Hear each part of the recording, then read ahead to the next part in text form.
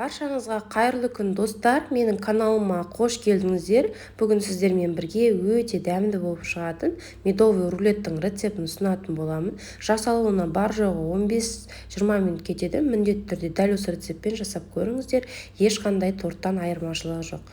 Және видеоны соңына дейін қарап, каналыма тіркелмеген болсаңыздар тіркеліп, қазақша контентті қолдап, лайк басып, пікір қалдыруды ұмытпаңыздар. Ал ендеше бастаймыз. Әуелі отымызға ыдысымызды қойып, ішіне балымызды саламыз. Балымыз алғашында осылай тұрады, кейіннен жайлап ери бастайды. Отты орташа отқа қойыңыздар, қатты балды күйдіріп жібермеңіздер. Мінекей балымыз жайлап осылай ери бастайды. Міндетті түрде тоқтатпай араластырып отырыңыздар. Балымыз жайлап ери бастайды, осылай сұйық болады. Осылай енді қайнайын деп жатқан кезіне үстіне бір шай қасықтың көмегімен ас содасын салып, міндетті түрде тоқтамай осылай тез-тез араластырып отыратын боламыз. Жақсылап тез-тез араластырыңыздар. Енді осылай түсі кішкене көпіршігеннен кейін үстіне сары майымызды салып, тағы да жылдам-жылдам араластырып отыратын боламыз. Толығымен жақсылап араластырамыз. Мінекей осындай сары түске ене бастаған кезде ғана оттан алатын боламыз. Жылдам араластырсаңыздар, сол кезде біздің балымыз бір келкі болып шығады. Түбімен қосып араластырасыздар.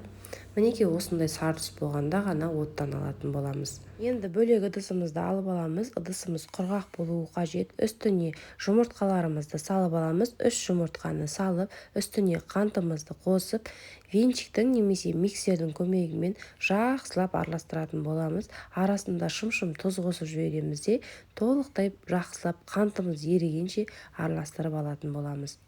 Енді осы массаның үстіне бағанағы бал қосылған, қайнатылған массамызды тез-тез құйып, яғни тез-тез араластырамыз. Себебі біздің жұмыртқамыз күйіп кетпеуі немесе пісіп кетпеуі үшін жылдам-жылдам араластырып жіберетін боламыз. Мінекей бізде осындай сұйық массамыз пайда болды. Енді осы сұйық массаның үстіне ұнымызды електен өткізе отырып, 2 бөлікке бөліп алып салатын боламыз. Және осылай араластырып алатын боламыз.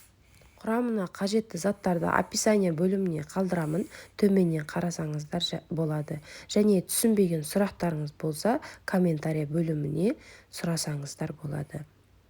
Мінекей достар, барлығын жақсылап араластырып аламыз. Сол кезде біздің осындай бір келкі сұйық массамыз пайда болады. Өте керемет сұйық массамыз дайын болды. Енді протеинді алдын ала майлап алыңыздар, кішкене сұйық май құйып, жақсылап мұндай пергаментный бумаганың үстіне жағып жіберетін боламыз. Сол кезде біздің бисквитіміз сенімді боламыз жабыспауына. Енді үстіне жаңағы сұйық массамызды құйып аламыз.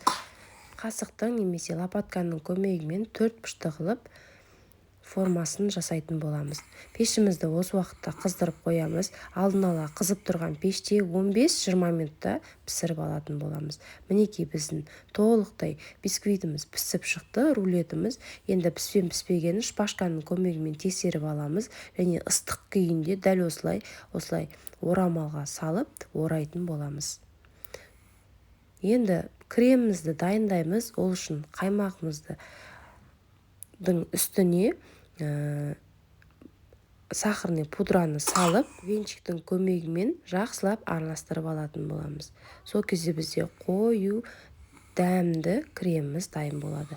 Қарапайым крем болғанымен өте дәмді әрі қолжетімді. Енді бисквиттің шет-шетін осылай видеодағыдай кесіп алатын боламыз. Формамыз дұрыс шығу үшін және бізге шет-шетіндегі сәндеу үшін қажет болады шет-шетіндегі кождары. Енді бисквитімізді суығаннан кейін арасына қаймақты саламыз. Толтырып құйыңыздар, себебі бисквитімізге сіңіп кетеді.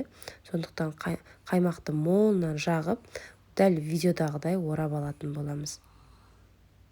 Жан-жағына төгіліп кетсе ештеңе етпейді. Кремді жақсылап арасына саламыз және бетіне де кішкене жағып шығамыз. Содан соң бағанағы шет-шетіндегі кескен кождарымызды осылай блендердің көмегімен езіп аламыз. Енді бетіне сәндеу үшін осылай сеуіп шығатын боламыз. Және бетіне түрлі жемістерді қойып сәндесеңіздер болады. Мен осылай кивиді қойып шықтым. Мінекей достар, біздің осымен рулетіміз толықтай дайын болды. өте дәмді болып шығады. Ешқандай торттан айырмашылығы жоқ және аз уақыттың ішінде дайын болады. Міндетті түрде дәл осы рецептпен жасап көріңіздер. Отбасыларыңызды қуантыңыздар, сіздерге ұнайды деген сенімдемін. Видеоны толықтай қарағандарыңызға рахмет. Сіздермен болған Нұрия Амангелді. Келесі видеода жолыққанша қош сау болыңыздар. Назарларыңызға үлкен рахмет. Видеом ұнаса, қазақша контентті қолдап, каналыма тіркелмеген болсаңыздар тіркеліп, лайк басып, пікір қалдыруды және WhatsApp желісінде өздеріңіздің достарыңызбен бөлісуді ұмытпаңыздар.